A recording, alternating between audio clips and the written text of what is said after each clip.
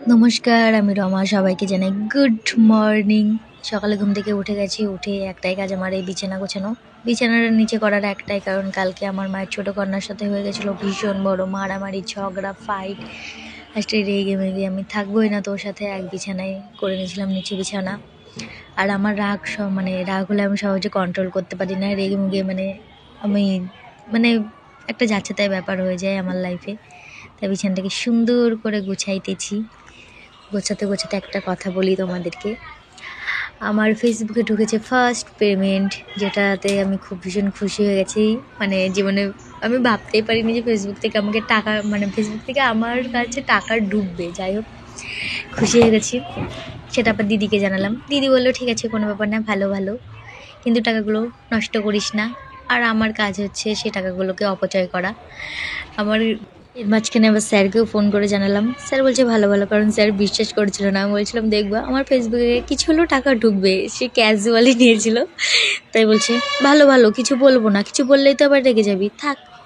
হয়েছে, অনেক ভালো হয়েছে, আমাকে পারলে দিস। এর মাঝখানে বেঁধে নিচ্ছিলাম আমার এই সুন্দরতম চুল, পাট কাটির ফেসো বলে না, ফেসো এর থেকে মোটা হয়, ঠিক আছে। ভগবান দান করেছে আমাকে ফেসোর মতো সুন্দর গোছালো চুল। সেটাকে তো একটু যত্ন করতেই হবে। ডেলি রুটিনের মধ্যে পড়ে সকালে ঘুম থেকে উঠে বিছানা গুছিয়ে তারপরে এই চুলটাকে একটু সুন্দরভাবে বাঁধা, সেটাই একটু করছিলাম আর কি।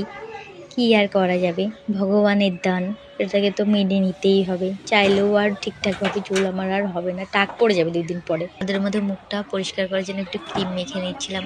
জানি আমি কোনোদিনও সুন্দরী হতে পারবো না, তো একটু তো রূপচর্চা করতেই হয়, মেয়ে মানুষ বলে কথা।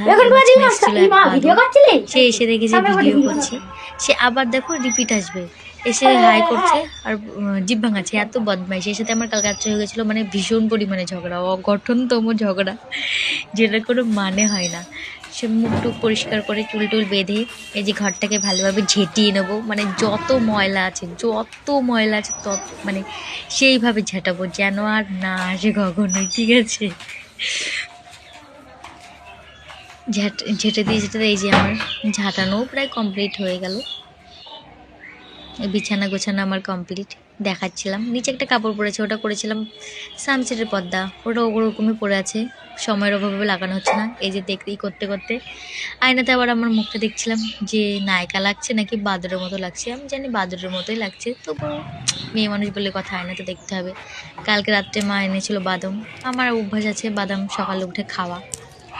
আর মা দেখলে তো চিল্লানো শুরু করবে যে তুই সকালে বাদাম খাওয়া শুরু করেছিস। এসেছিল দেখো কত সুন্দর পাপ্পি, ভয়ে আমি উঠে গেছি। নমস্কার, থ্যাংক ইউ, ধন্যবাদ সকলকে আমার ভিডিও দেখার জন্য।